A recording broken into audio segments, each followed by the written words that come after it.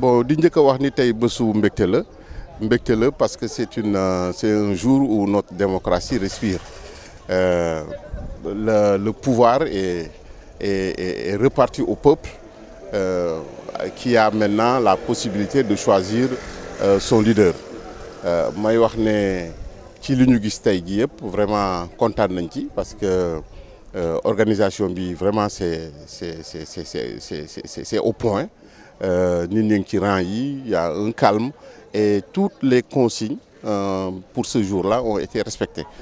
may am yaakaar ni lii mooy wëy ba bés bi ñuy pare vote bi ba jusqu'à la proclamation des résultats. waaw élections yi nag c'est des élections qui sont assez spéciales et faire des pronostics ne me paraît pas très aisé. xam naa ni daal il y a quelques forces qui se sont imposées pendant la durée de la campagne, bien qu'elle était courte, mais on s'est rendu compte qu'il y a 3 à 4 forces majeures qui se sont dégagées et qui auront à disputer ces élections. Il n'est pas à craindre qu'il y ait probablement un deuxième tour, on ne sait jamais. di rafetluwaat rek xew-xew bi di ñaan yàlla def ci jàmm. Sénégalais yi voté le plus librement, ñu am des élections transparentes, des élections vraiment où tout se passe bien et que le peuple sénégalais puisse choisir son leader. Je vous remercie. waaw kon Abdou Salam Bass. waaw donc dëkk fi HLM. donc tey xëy nañu voté ci jàmm comme niñ ko sàkkoo woon. après ba ñu defee campagne fukki fan ak juróom wala fukki fan ak ñaar. léegi campagne bi jeex ci jàmm tey jii nag sénégalais daal di xëy daal di wote pour tànn seen njiitum réew. waaw njiitum réew nag dafa nekk loo xam ne wuute na ak député wuute na ak maire. fonction la boo xam ne dafa am importance ndaxte dañ lay war a fal nga daal di xëy liggéey te war a juum ci dossier yi. donc daal sénégalais yi daal jëlal un appel à ce que daal ñu def le meilleur choix possible parce que avenir Sénégal si loolu la dépendre daal. et que def di ñaan daal ñu def ko si jàmm parce que démocratie moom ku nekk am nga droit ñëw dugg voté ki ngay voté daal dem seen yoon. soo xoolee jarul sax kenn di xool sol ay tenue de combat na ku nekk sañse rek ba jekk daal di ñëw sànnil ki ngay sànnil su fekkee ne dépouillé nañu lu waay am rek ñu konteel la ko su ko defee léegi ñu nattal la ko su ko defee ku gagné yàlla nga jiite si jàmm ak salaam waaw loolu daal moo doon li nga xam ne moom daal la lancé. donc di gërëm ñëpp di leen sant merci jërëjëf. waaw kaddu mujj rek moom mooy yàlla na ñëpp doxal jàmm rek waaw parce que démocratie moom jarul xeex da ngay ñëw voté dem sa yoon vraiment mais di inciter nit ñi bëgg ku la votel naan fot nit ñi dañ lay votel yooyu bokkul ci démocratie ku nekk daal vote bi dafa war a wuutewu ku nekk am nga foo far li si am solo rek mooy démocratie Sénégal ñi ngi ko tënk ci majorité bi mooy fi nga xam ne lim bi fa la ëppee rek ñoo jël raw kàddu gi loolu mooy kii waaw donc loolu appel boo daal laa doon lancé daal pour que nit ñi def ko ci jàmm rek fii ak 6 heures incha allah soreetul waaw jërëjëf HLM Info HLM Vision waaw jërëjëf HLM Vision merci jërëjëf waaw. kon ci kanam. waaw d'accord waaw à tout à l'heure. Bon, dans l'ensemble, ça s'est bien débuté parce que ce matin, on avait des problèmes de retard par rapport au bureau de vote.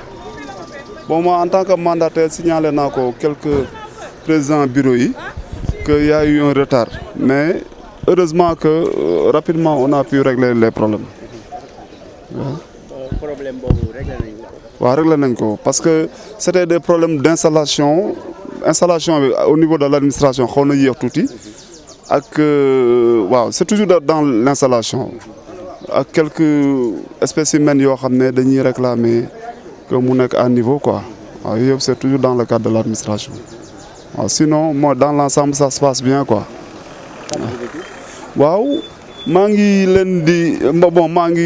remercier la population des HLM parce que ce matin, moi, que nous sommes massivement pour aller voter. Donc ñaan yàlla def li gën ci Sénégal ñaan yàlla suñu candidat Khalifa Ababacar Sall inchallah rabbi nekk le 5e président de la République du Sénégal merci beaucoup jërë ngeen jëf. moom la sama mag ba lu mu wax moom da nga jàpp mën a wax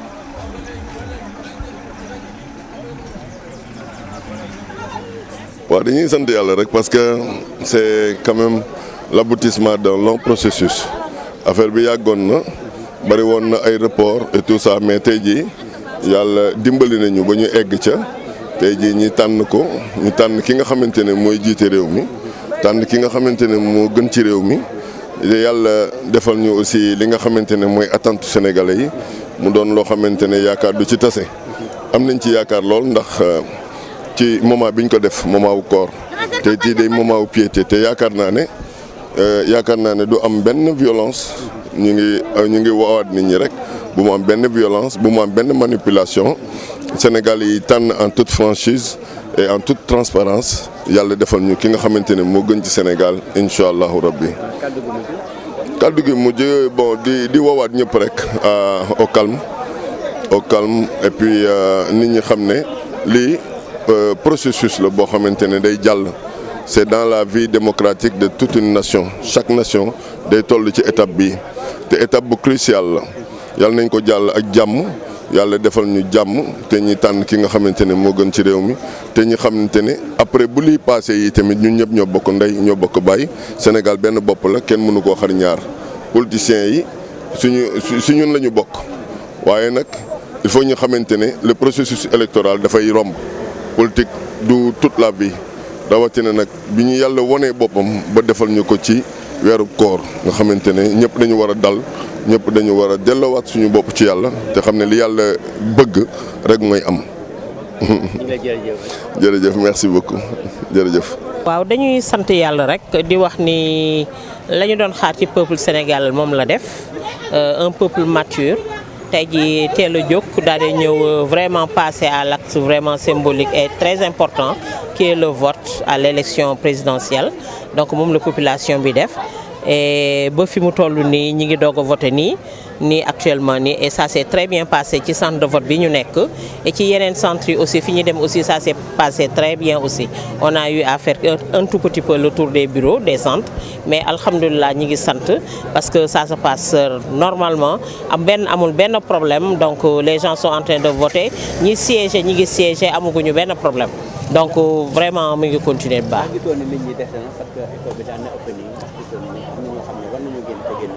waaw mais il faudrait tamit nit ñi jàpp ne contexte bi ñu ñëwee élection mooy contexte boo xamante ni sénégalais yi xamuñu ko muy contexte weeru koor te xam nañ ne weeru koor heure bi li ci ëpp nit ñi duñu teel a jóg mais ñi ci teel a jóg sax xëj na pour ñu génn seen kër dañu nekk ci seeni ay yitte. kon fi mu toll nii même bu fekkee ni sax niroowul ak affluence bi daan am d'habitude mais c'est le lieu et l'occasion de féliciter aussi au moins ici population HLM parce que prise de conscience la ak vraiment xam ni ñëw voter dafa nekk loo xamante ne dafa war donc on a vu ci heure bi man bett na ma jàppoon naa ni affluence bi duñu ko am mais boo demee un peu partout mais lépp embouteillage la centre de vote yëpp embouteillage moo fa am donc sant yàlla et dire que comme on l'a toujours dit le peuple est mature et vraiment ñi ngi xaar aussi à partir de 18h bu ñu naanee ndox incha allah ñu ngi leen di ñaan yéen ñëpp di leen invité ngeen ñëw ñu jubilé ak yéen bu soobee yàlla waaw kaddu gu mujj di wax ni Sénégal benn bopp la kenn mënu ko xaaj Sénégal duñ ko dénk ku xamante ni dafay jàng Sénégal duñ ko dénk kuy tâtonner Sénégal dañ ko dénk ñoo xamante ni dañu mën xam war a mën a yóbbu gaal gi fu sori fi mu taxaw te kenn rek moom lañ ci wóolu muy le président Amadou Ba. mais sant yàlla rek puisque yàlla def nañ campagne bu am solo campagne yu jàmm ak salaam et puis jour du scrutin bi aussi ñu ngi sant yàlla puisque ça se passe bi très bien et puis sentir nañ benn participation massive de la population ñu ngi ñaan yàlla rek bëccëg bi continue nii et que le meilleur gagne.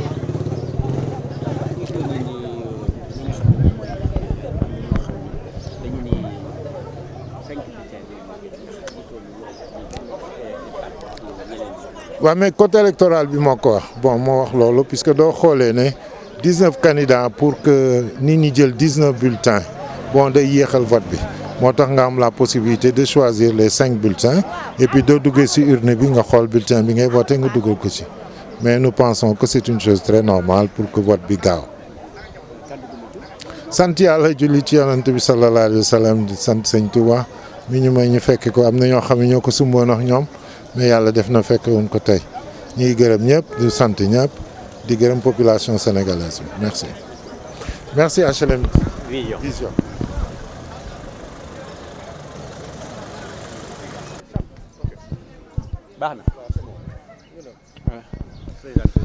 Bonjour, donc mon nom c'est Fodé Sakho, donc voilà. Il faut saluer aujourd'hui encore une fois, pour la énième fois, la vitalité démocratique sénégalaise. Donc ici au centre de vote Aïdina Fall, le processus se déroule normalement. Et c'est un plaisir, j'espère que tous les citoyens vont venir accomplir leurs droits et leurs devoirs civiques correctement, conformément à ce qui est prévu par la Constitution et les lois. Voilà.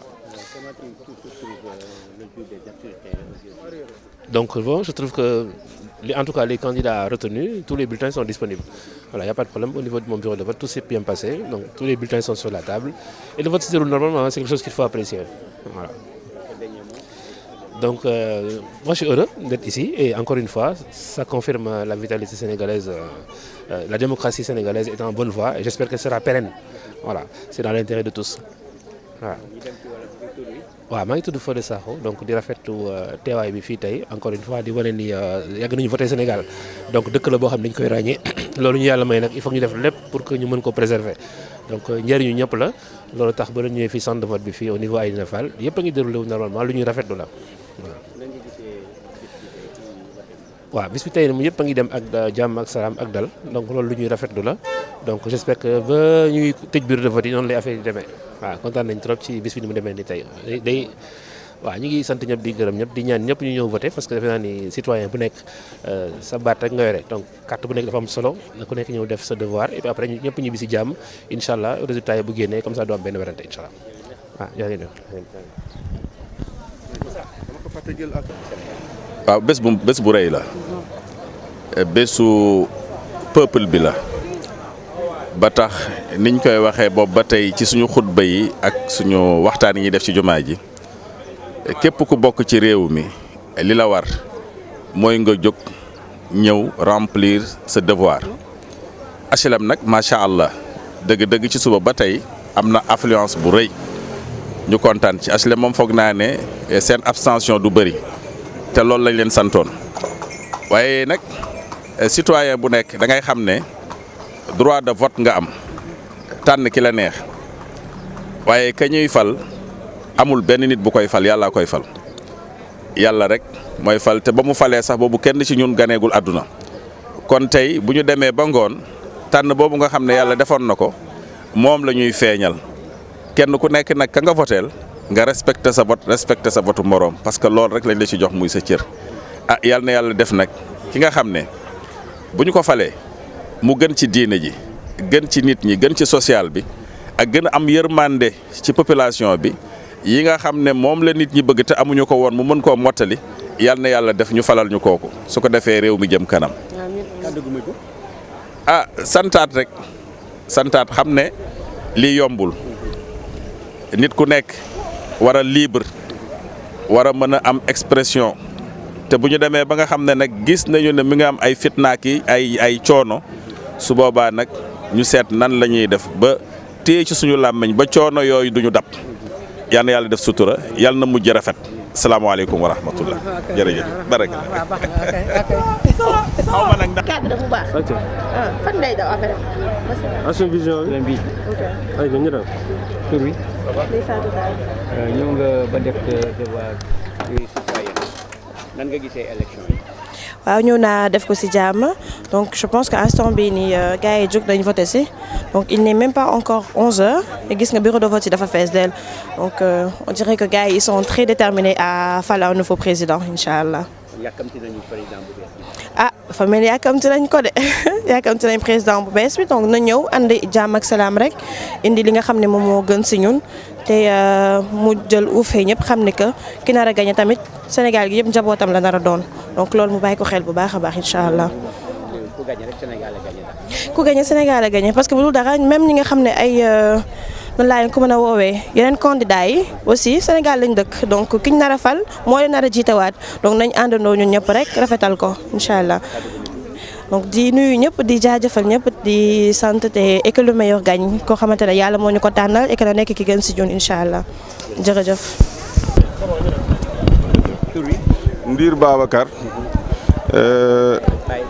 Ndiir Babacar tey ñëwoon doon voté di ñaan citoyen yëpp nañ ñëw voté parce que destin bi il faut ñu xool nuñ koy gérer te loolu vote rek moo ko mën di ñaan ñëpp ñëw voté ci jàmm ku nekk ñibbi ci jàmm bu lëndee ñu xëy ñibbi ci jàmm ku nekk dem liggéey sa def sa occupation.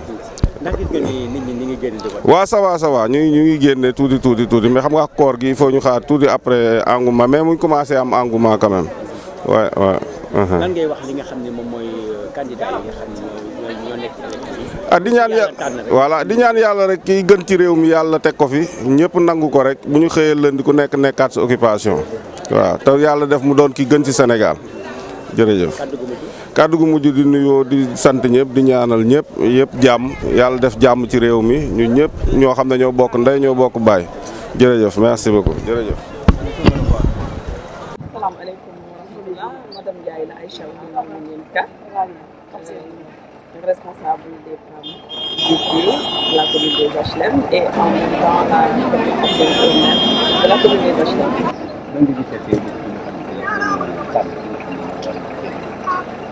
macha allah kii bu mag la bés bu mag la parce que tànneef bu loo xam ne dafa tuuti en plus loo xam ne koo xam ne moo war a jiite réew responsabilité boobu noonu tuuti donc bés bu rëy la bu bés bu tuuti en fait. waaw actuellement nii man centre ay nii na Fall la voté bureau 2 donc foofu noonu laa mën a wax li fa xew macha allah donc li ñu soxla ci matériel foofu noonu man fekk naa ko fa bulletin yi et donc ma rang normal jël bulletin yi nga xam ne moom laa war a jëlee choisir sama candidat donc voté normal foofu noonu macha allah donc lu normal laa ko gis. xanaa di leen remercier déjà ci interview bi di ñaan sénégalais yëpp daal ki nga xam ne nekk na en âge de voter mu xam ne le vote c'est un droit citoyen nga xam ne da nga am wane ne da nga am baat ci dëkk bi wane ne da nga war a choisir parce que c'est pas donné à tout le monde mu tànn donc buñ la joxee nga war a tànn da ngay xool bu baax te tamit ñu génn si ñëw voter def seen droit citoyen en fait tànn ki nga xam ne moom moo gën ci dëkk bi mën naa ko xam ne moom laa ci wax moom laa bëgg nit yi amu ci droit. asalaamaaleykum tey jii bés bu màgg la parce que c'est historique c'est-à-dire day woo Sénégalais yëpp ñu dem mooy voter pour choisir mooy ki nga xam ne moo nar a jiite mu askan wi fii ak juróomi at. mooy tey ji ñu seetlu ne vraiment mooy Sénégalais yi génn nañ pour dem voter ji mu doon vraiment man maire lu may rafetlu parce que Sénégalais yi dañuy wane ne vraiment mooy li ñu dégmal tey ji mu di vote pour élection présidentielle bi soxal na leen. léegi li ngay laajte ndax école bi daan na li nga xam ne moom mooy nit ñi daan nañu génn tàggatoo ni koor gi man tey si suba def naa le tour des écoles plus ou moins mais j'avais vu que am na benn reçu mooy waa HLM moom génn nañ pour dem voter ji vraiment loolu moom peut-être aussi comme ni nga ko waxee koor gi la et que ñoom ñu teel a génn dem voter ji et que je sais que ne mooy le taux de participation sera vraiment acceptable quoi pour une bonne pour qu'une élire incha allah.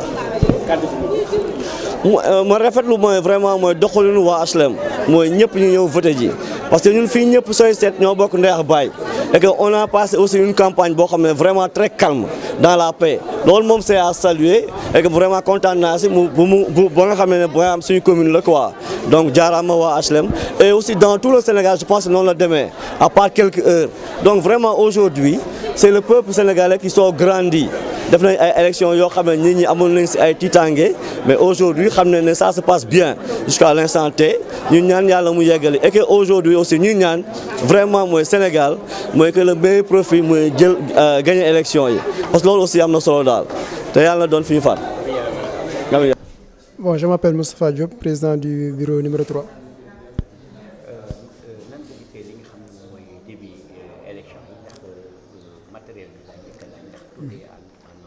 Bon, depuis le matin, donc on est venu à temps, on est à l'heure, 6 heures du matin. On a trouvé que voilà, quoi, tout était déjà en place. Donc du coup, on a récupéré le matériel, après on a fait la mise en place. Donc voilà, pour le moment, pour le matériel, il n'y a pas de problème. Tout est OK. Voilà, pour les membres du bureau de vote, ils sont là, ils sont présents. Mais maintenant, pour les représentants des partis politiques, dans notre bureau, bon, nous en avons que 5. 5 qui sont là, oui. Bon, on espère que ces élections-là vont se dérouler dans de très bonnes conditions, qu'il n'y ait pas d'accroc, qu'il n'y ait pas de problème. Et puis que voilà quoi, c'est nous dans nous, c'est le Sénégal qui va sortir grandir, n'est-ce pas, après ces élections. C'est le Sénégal qui gagne. Voilà, merci beaucoup. Merci.